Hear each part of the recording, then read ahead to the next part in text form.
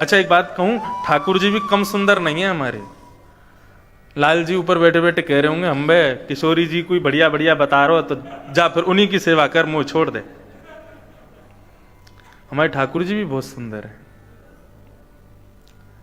एक बार किशोरी जी और श्याम सुंदर दोनों वृंदावन कुंज में लीला कर रहे थे। तो लीला में क्या करते हैं पता है? किशोरी जी रूठ जाती हैं और ठाकुर जी उनको मनाते हैं, और फिर लीला करते करते जब किशोरी जी मान जाती हैं फिर ठाकुर जी रूठ जाते हैं, किशोरी जी उनको मनाती हैं। लेकिन ठाकुर जी बहुत कम रूठते हैं, किशोरी जी ज्यादा रूठती हैं।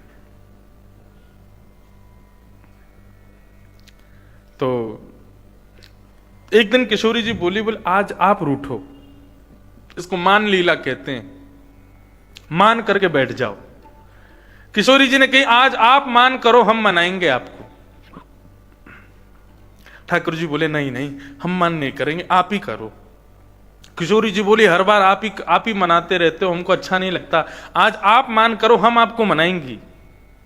ठाकुर जी बोले नहीं नहीं, आप ही करो। किशोरी जी बोली नहीं, आज आपको करना ही पड़े, आज आप रूठो, आप मान करो, हम आपको मनाएंगी। ठाकुर जी बोले तो फिर हम कर लें मान? बोले कर लो। पक्का कर लें? बोले कर लो। सो ठाकुर जी मान करके बैठ गए, रूठ गए। अब जैसे ही रूठ के बैठे तो किशोरी जी मना रही हैं।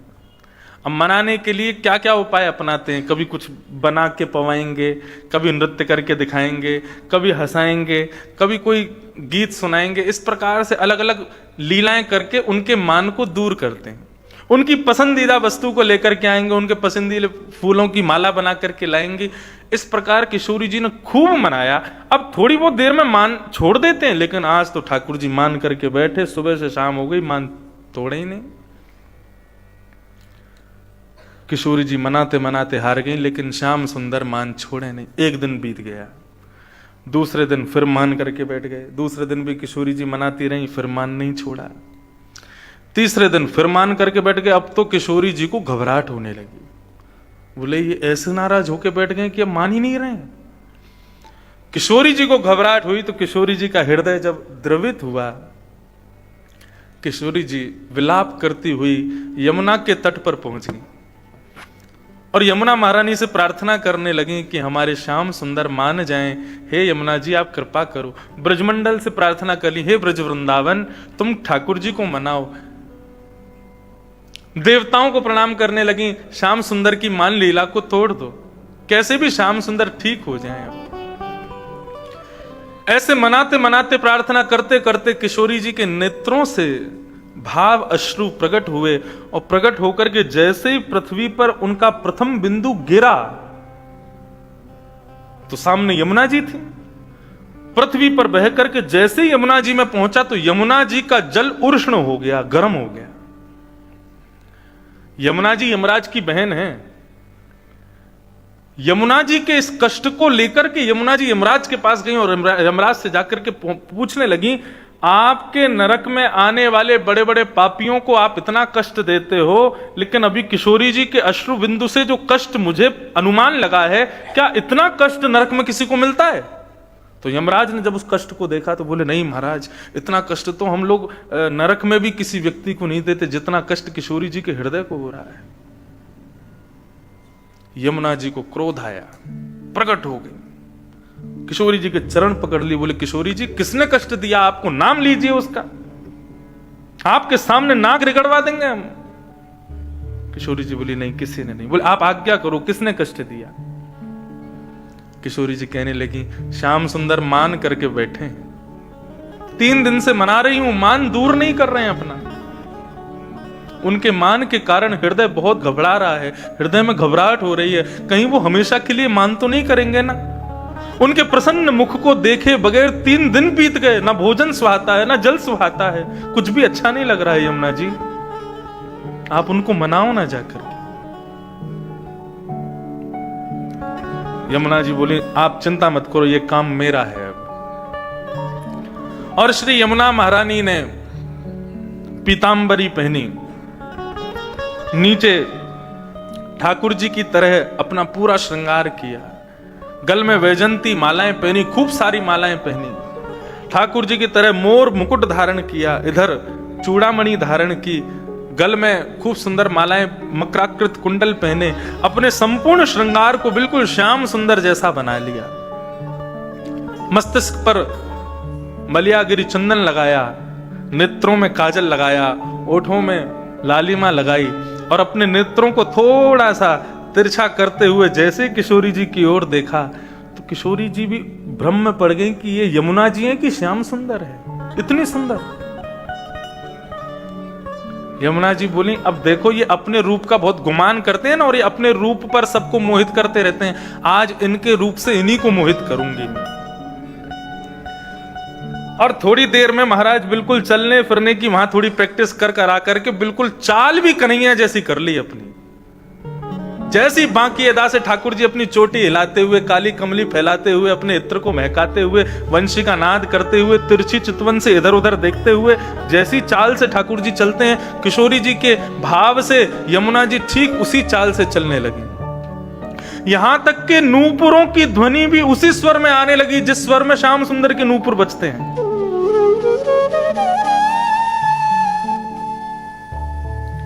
जैसी यमुना जी चलने लगी, ठाकुर जी बैठे थे मान करके, और मन में सोच रहे थे बड़ा कहती हैं मान करो मान करो, अब मना के दिखाओ उनको।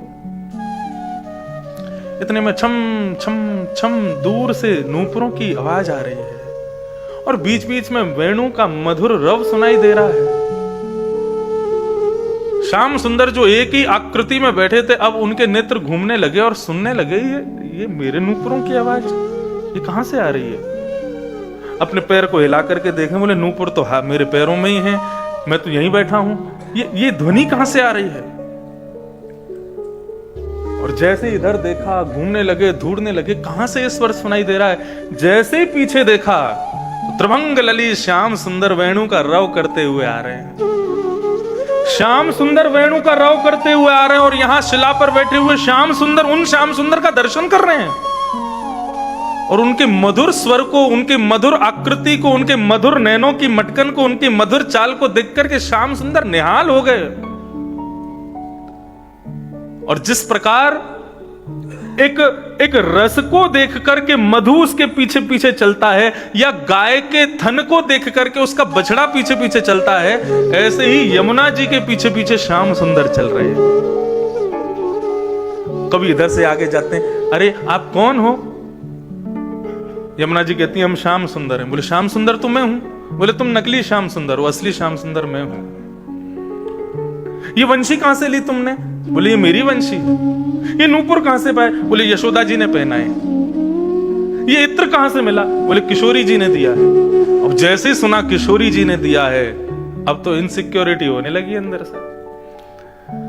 बोले किशोरी जी आपको नहीं दे सकती, किशोरी जी ये इत्र केवल मेरे लिए लाती हैं, ये केवल मेरा इत्र है, आपको ये स्वरूप कैसे मिल सकता। आपका ये श्रृंगार किसने किया। बोले श्री किशोरी जी ने, राधा रानी ने अपने कर कमल से किया। ठाकुर जी तो उतावले हो गए। अब ठाकुर जी को घबराहट होने लगी, कहां गई किशोरी जी। तभी सामने देखा तो किशोरी जी खड़ी हैं और किशोरी जी खड़े होकर के श्याम सुंदर को पुकार रही हैं। दो श्याम सुंदर खड़े हैं सामने, एक यमुना जी के रूप में और एक स्वयं श्याम सुंदर। श्याम सुंदर ने किशोरी जी को देखा तो किशोरी जी उनको नहीं देख रही हैं, वो यमुना वाले श्याम सुंदर को देख रही हैं और बार बार उन्हीं को वंदन कर रही हैं, उन्हीं के चरणों में नमन कर रही हैं, उन्हीं को इत्र लगा रही हैं, उन्हीं के केशों को संभाल रही हैं। जो क्रिया किशोरी जी श्याम सुंदर के साथ करती हैं वो सब यमुना जी के संग कर रही हैं। और ये दृश्य देख करके ठाकुर जी को बड़ा बुरा लगा। अंत तो गत्वा ठाकुर जी के जब नेत्र सजल हुए, नेत्रों से अश्रुधार बहने लगे, उन अश्रुधारों की बिंदु जैसे ही पृथ्वी पर पड़ी, पृथ्वी पर पड़ करके जैसे ही यमुना जी को उसका अनुभव हुआ, यमुना जी ने तुरंत अपना स्वरूप त्याग दिया, ठाकुर जी को प्रणाम किया। बोले प्रभु क्षमा करो, मैं यमुना हूं। आपने किशोरी जी को जो विरह प्रदान किया, उस विरह की पराकाष्ठा इतनी थी कि आपके मान को दूर करना बहुत जरूरी था, इसलिए मैंने आपका स्वरूप धारण किया, मुझे क्षमा करो। चरणों में प्रणाम करके क्षमा याचना की। तब किशोरी जी ने जाकर के श्याम सुंदर को हृदय से लगाया, तब उनके हृदय की वेदना कम हुई, तब दोनों के युगल स्वरूप को यमुना जी ने प्रणाम किया।